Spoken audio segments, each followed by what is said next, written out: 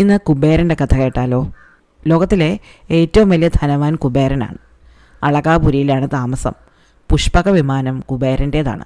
അപ്പോൾ ഇങ്ങനെയുള്ള കുബേരനെ പറ്റി നല്ല രസകരമായ കുറേ കഥകളുണ്ട്.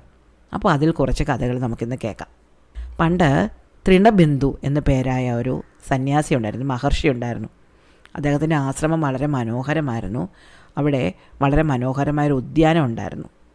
അവിടെ അപ്സര കന്യകമാരും ഗന്ധർവ സ്ത്രീകളുമൊക്കെ നൃത്തം ചെയ്യാനും പാട്ട് പാടാനും ഒക്കെ വരാറുണ്ടായിരുന്നു. ഒരിക്കൽ ഈ തൃണബിന്ദു മഹർഷിയുടെ ആശ്രമത്തിൽ പുലസ്ത്യമുനി ഒരു സന്ദർശനത്തിനെത്തി. ഈ പുലസ്ത്യമുനി എന്നത് ബ്രഹ്മാവിൻ്റെ മാനസപുത്രനായിരുന്നു. അപ്പോൾ ഈ ആശ്രമത്തിലെത്തിയ ഈ പുലസ്ത്യമുനി കുറച്ചു കാലം അവിടെ താമസിച്ചു.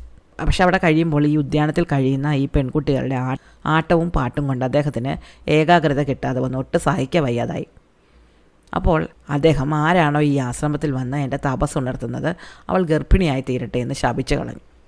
അങ്ങനെ ഈ ശാപമൊക്കെ കഴിഞ്ഞതിന് ശേഷം ഇതറിയാതെ തൃണബിന്ദു മഹർഷിയുടെ പുത്രിയായ ഇടവിട എന്ന പെൺകുട്ടി അവിടെ വന്നു.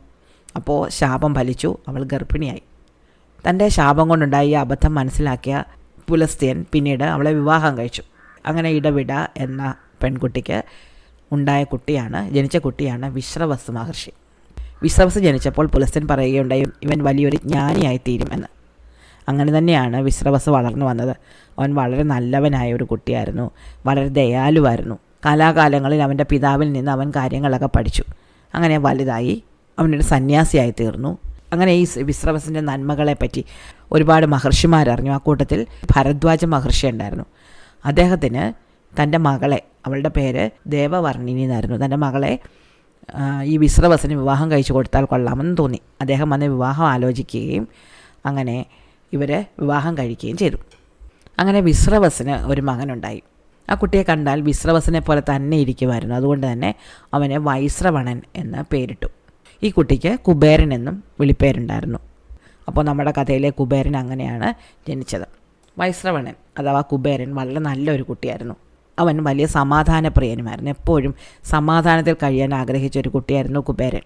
അതുകൊണ്ട് ഒരിക്കൽ അവൻ തൻ്റെ മാതാപിതാക്കളോട് പറഞ്ഞു, എനിക്ക് തപസ് ചെയ്യണം. അപ്പോൾ മാതാപിതാക്കൾ അനുവദിച്ചു. അങ്ങനെ വൈശ്രവണൻ തപസ് ചെയ്യാൻ പോയി. ആദ്യം കുറേ കാലം വെള്ളം മാത്രം കുടിച്ചാണ് തപസ് ചെയ്തത്. അതിനുശേഷം വെള്ളം ഉപേക്ഷിച്ച് വായു മാത്രം ശ്വസിച്ചുകൊണ്ട് തപസ് ചെയ്തു. അതിനുശേഷം വെള്ളവും വായുവും ഒക്കെ ഉപേക്ഷിച്ച് കഠിനമായി തപസ് ചെയ്തു. അങ്ങനെ 1000 വർഷത്തോളം അദ്ദേഹം തപസ് ചെയ്തതിന് ശേഷമാണ് ബ്രഹ്മാവ് പ്രത്യക്ഷപ്പെട്ടത്. ബ്രഹ്മാവ് പറഞ്ഞു, കുഞ്ഞെ, നിൻ്റെ തീക്ഷ്ണമായ തപസ്സിൽ ഞാൻ സംപ്രീതനായിരിക്കുന്നു, നിനക്ക് എന്ത് വരമാണ് വേണ്ടത്? അപ്പോൾ അവൻ പറഞ്ഞു, എനിക്ക് ലോകപാലനാവണം, ലോകത്തെ പാലിക്കുന്നവനാകണം, എനിക്ക് ലോകത്തിൻ്റെ സംരക്ഷകനാകണം.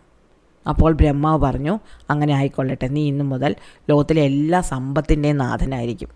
അതുമാത്രമല്ല, യമൻ, ഇന്ദ്രൻ, വരുണൻ തുടങ്ങിയ ദേവന്മാർക്ക് തുല്യമായിരിക്കും നിൻ്റെ സ്ഥാനം. ഇങ്ങനെയൊരു വരം കൊടുത്തത് കൂടാതെ ബ്രഹ്മാവ് തനിക്ക് വിശ്വകർമാവ് സമ്മാനമായി നൽകിയ പുഷ്പക വിമാനവും കൂടി കുബേരന് കൊടുത്തു. വളരെ മനോഹരമായൊരു വിമാനമായിരുന്നു ഇത്. ഈ വിമാനം അതിൻ്റെ ഉടമ ആരാണോ അദ്ദേഹം ഇച്ഛിക്കുന്ന സ്ഥലത്തേക്ക് സ്വയം യാത്ര ചെയ്യുമായിരുന്നു. അത് വളരെ വിസ്താരമേറിയതുമായിരുന്നു. ഒരുപാട് ആൾക്കാർക്ക് യാത്ര ചെയ്യാൻ പറ്റുന്ന വലിയൊരു വിമാനം. അങ്ങനെ ഈ പുഷ്പക വിമാനത്തിൻ്റെ ഉടമയായി തീർന്നു വൈശ്രവണൻ എന്ന പേരായ കുബേരൻ. ഈ വരമൊക്കെ കിട്ടിയതിന് ശേഷം അദ്ദേഹം തൻ്റെ പിതാവിനെ ചെന്ന് കണ്ടു. തനിക്ക് ഇങ്ങനെയുള്ള വരങ്ങളൊക്കെ കിട്ടിയിട്ടുണ്ട് എന്ന് അറിയിച്ചു. അപ്പോൾ അദ്ദേഹത്തിന് വലിയ സന്തോഷമായിപ്പോയി. അപ്പോൾ പിതാവ് പറഞ്ഞു, കൊള്ളാം, നിനക്ക് ലോകപാലൻ എന്നുള്ള സ്ഥാനം കിട്ടി, നിനക്ക് പുഷ്പക വിമാനം കിട്ടി, ഇനി നിനക്ക് താമസിക്കാനൊരു സ്ഥലം വേണം. ആരാലും ആക്രമിക്കപ്പെടാൻ സാധ്യതയില്ലാത്തൊരു സ്ഥലത്താണ് സമാധാനമായിട്ട് നിനക്ക് ജീവിക്കാൻ പറ്റും. അതുകൊണ്ട് ലങ്ക എന്നൊരു സ്ഥലമുണ്ട്, നീ അവിടെ പോയി താമസിച്ചാൽ മതി.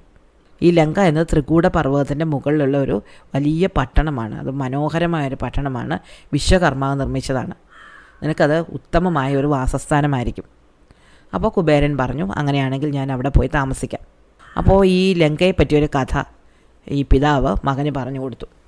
പണ്ട് വാസുകി എന്ന സർപ്പവും വായു ഭഗവാനും തമ്മിലൊരു വലിയ മത്സരമുണ്ടായി. ഇവർ തമ്മിൽ വലിയ വഴക്കായിരുന്നു ആദ്യം ഉള്ളത്. ആരാണ് കൂടുതൽ ബലവാൻ എന്നായിരുന്നു തർക്കം. അങ്ങനെ ഇവർ തമ്മിലൊരു ബലപരീക്ഷണത്തിന് ഒരുങ്ങി.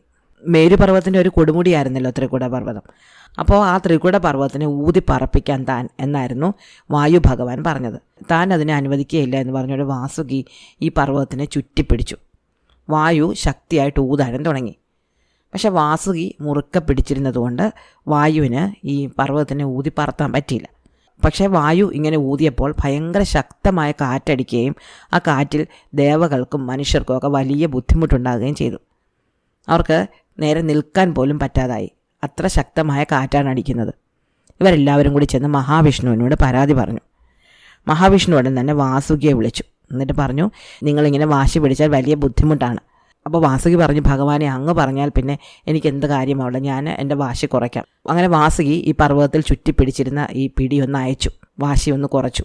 പക്ഷേ അപ്പോൾ വായു വിചാരിച്ചത് വാസുകി തോറ്റു, വാസുകിക്ക് ക്ഷീണമായതുകൊണ്ടാണ് ഇതിങ്ങനെ അയയുന്നത് എന്നാണ്. അപ്പോൾ വായു വളരെ ശക്തിയായിട്ടൊന്ന് ഊതി. ആ ഊതലിൽ ഈ മേരു പർവ്വതത്തിൽ നിന്ന് ത്രികുട പർവ്വതം വിട്ടുപോവുകയും അത് പറന്ന് കടലിൽ ചെന്ന് വീഴുകയും ചെയ്തു. അങ്ങനെയാണ് മേരുവിൽ നിന്ന് ത്രികുട വിട്ടുപോയി കടലിൽ പോയത്. മനോഹരമായ ഈ ത്രികുട പർവ്വതത്തിന്മേലാണ് വിശ്വകർമാവ് ലങ്കാ നഗരം പടുത്തുയർത്തിയത്. അതിനും ഒരു കാരണമുണ്ട്. ഒരിക്കൽ ബ്രഹ്മാവ് ധ്യാനത്തിലിരിക്കുകയായിരുന്നു. അപ്പോൾ അദ്ദേഹത്തിന് വല്ലാതെ വിശന്നു. അപ്പോൾ വിശപ്പ് ഇങ്ങനെ കൂടി വന്നത് കാരണം അദ്ദേഹത്തിന് കൃത്യമായിട്ട് ധ്യാനത്തിൽ ശ്രദ്ധിക്കാൻ പറ്റിയില്ല. അതിനാൽ തന്നെ അദ്ദേഹത്തിന് സ്വയം ദേഷ്യമുണ്ടായി.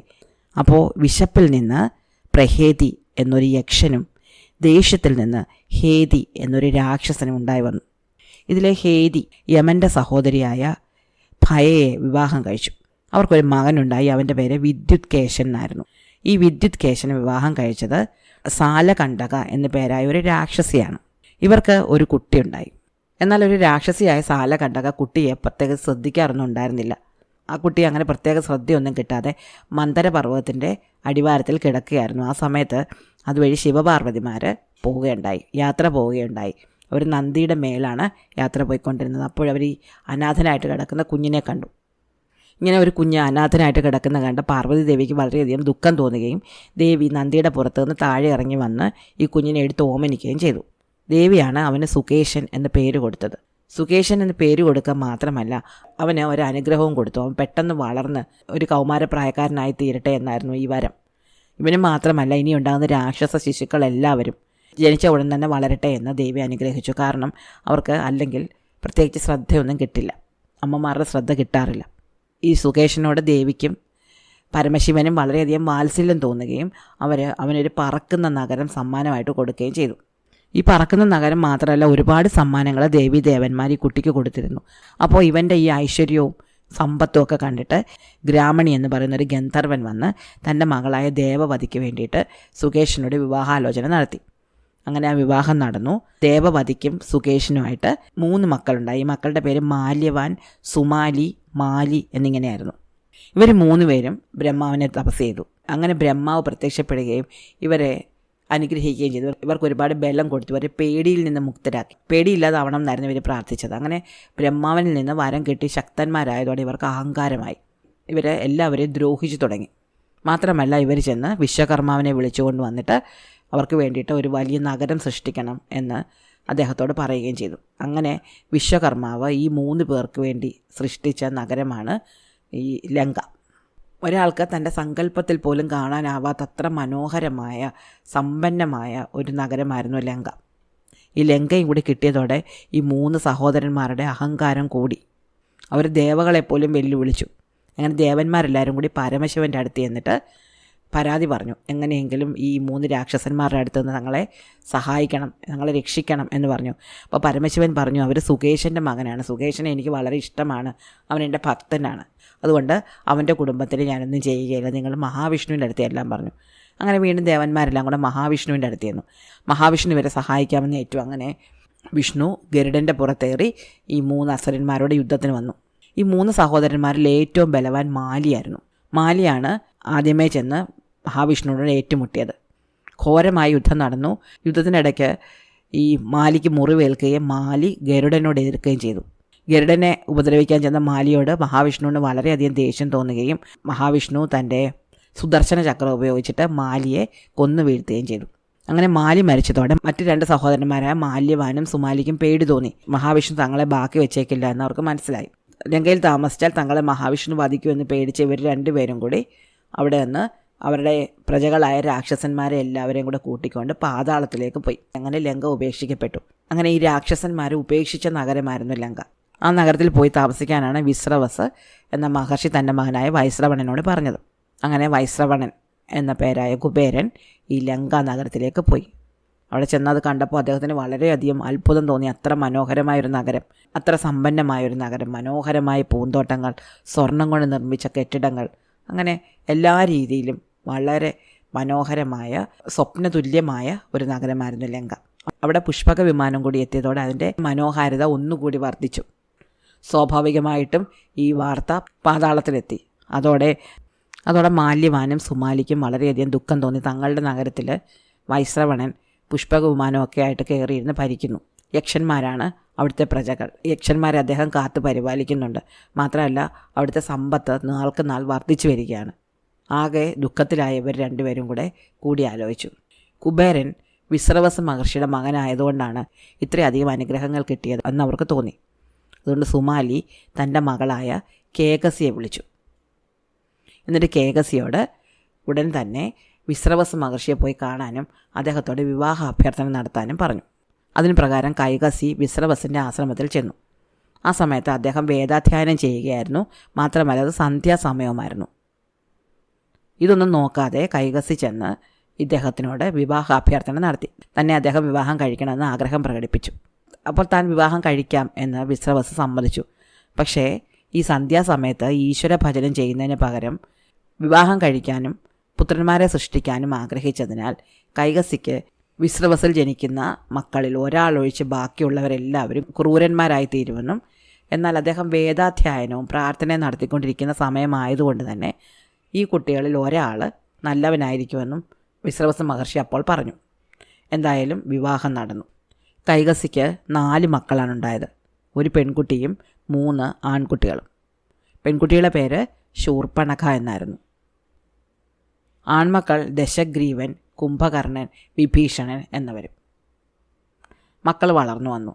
ഒരിക്കൽ വൈശ്രവസ മഹർഷിയെ കാണാൻ വേണ്ടിയിട്ട് കുബേരനെത്തി.